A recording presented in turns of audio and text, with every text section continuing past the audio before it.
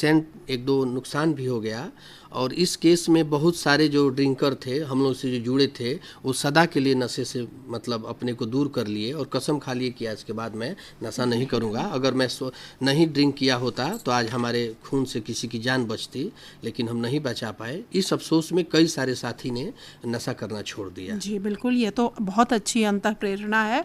इसी के साथ एक और हमारे युवाओं में आजकल फैशन चला है टैटू बनवाने का। जी बिल्कुल। तो ये टैटू बनवाने वाले जो बच्चे हैं, युवतियां भी हैं, युवक भी हैं, हमने देखा आपने भी बनवाया हुआ है, और उसी को देख के मुझे प्रश्न भी याद आया है।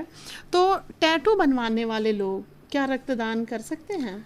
देखिए, एक पैशन बन चुका है। हमको भी काफ़ी दिनों से उत्सुकता था कि चूंकि ब्लड डोनेशन में लोग, जैसे क्रिकेटर को आप देखती हैं, वो पूरा बॉडी ही टैटू बनवा लेते हैं। जी। तो हम लोग भी कुछ चाहते हैं कि ब्लड का स्लोगन वगैरह का टैटू बनवाएं, लेकिन नहीं बनवाना चाहिए क्योंकि रक्त तो आप बहुत देते हैं। जी, तो अब क्या है कि अब हमने 1 साल इंतजार मुझे करना पड़ा, नहीं तो आज मेरा 64 टाइम्स डोनेशन हो गया रहता। लेकिन मैंने टैटू बनवाया तो उसका मैंने समाज को हमारे वजह से नुकसान भी हुआ होगा, क्योंकि जरूरत पड़ने पर मैंने 4 बार ब्लड नहीं दे पाया 1 साल में।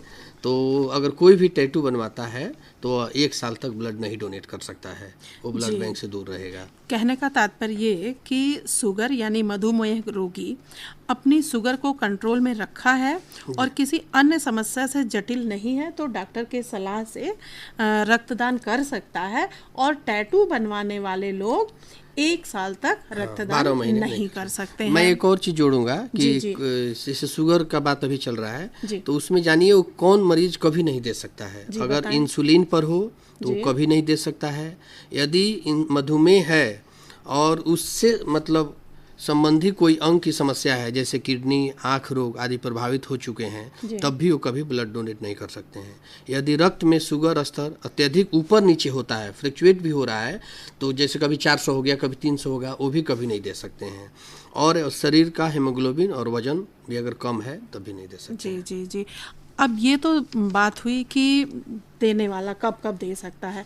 अब थोड़ी चर्चा हम करना चाहेंगे कि रक्तदान से रक्तदाता के स्वास्थ्य पर कैसे प्रभाव पड़ते हैं। विपरीत प्रभाव तो कोई नहीं पड़ता है, और इससे फायदे ही हैं, चाहे वो सामाजिक स्तर पे हो या शारीरिक स्तर पे हो या आर्थिक स्तर पे हो। जी, फायदे ही फायदे हैं। जी, समाज में वह एक आदर्श व्यक्ति की तरह सम्मानित होता है कि उसने किसी की जान बचाई। फक्र होगा सुनकर कि कहीं भी जैसे लोग जाते हैं तो कहते हैं देखो देवदूत आ गए, देखो फरिश्ते आ गए, कोई जीवनदाता कहता है, उनका नाम ही बदल जाता है। और आप ये अच्छा काम करती हैं तो कहीं शादी विवाह में भी जाती हैं तो लोग मिलते हैं तो बड़े फक्र से और सम्मान के साथ इज्जत देते हैं, पेश आते हैं। बिल्कुल सही बात है।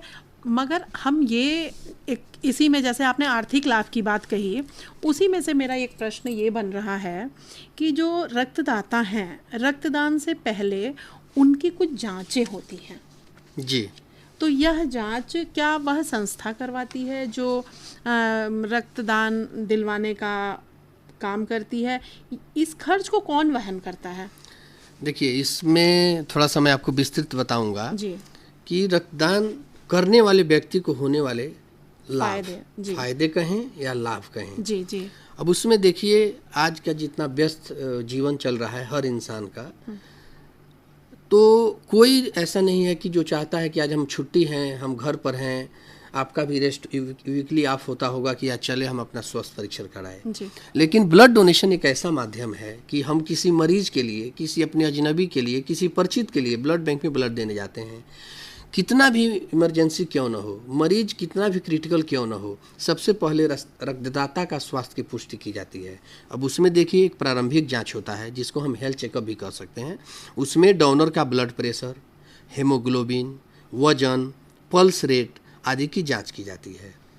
एक दूसरा उसमें है कि 6-7 प्रकार की जांचें होती हैं, जैसे syphilis, malaria, HIV, hepatitis B और सी।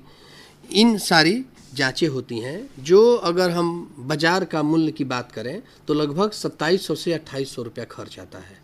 लेकिन यह जो जिसके लिए हम ब्लड डोनेट करने जाते हैं उनके द्वारा यह वहन किया जाता है और हम पूर्णतः जब स्वस्थ पाए जाते हैं तब हमारा ब्लीडिंग होता है, तब मैं ब्लड डोनेट करता हूँ। तो एक तरह से एक अप्रत्यक्ष हम इसको आर्थिक लाभ भी रक्तदाता के लिए और स्वास्थ्य प्रमाण पत्र भी दे सकते हैं कि अगर कोई फॉल्ट नहीं निकला जी तो ये ऐसे हो गया कि हम पूर्णतः स्वस्थ हैं, जी जी जी। तभी देंगे। और कभी कभी तो इसी दौरान किसी की छिपी हुई बीमारी भी उभर के सामने आती होगी। बहुत ऐसे केस हैं मैम, हमारे हर कैंप में कुछ न कुछ लोगों को प्रॉब्लम होता है, लेकिन इसमें आपको भी जानकर खुशी होगा कि अगर आप, इसीलिए कहा जाता है कि हमेशा लाइसेंस शुदा ब्लड बैंक में ही आपको ब्लड डोनेट करना चाहिए।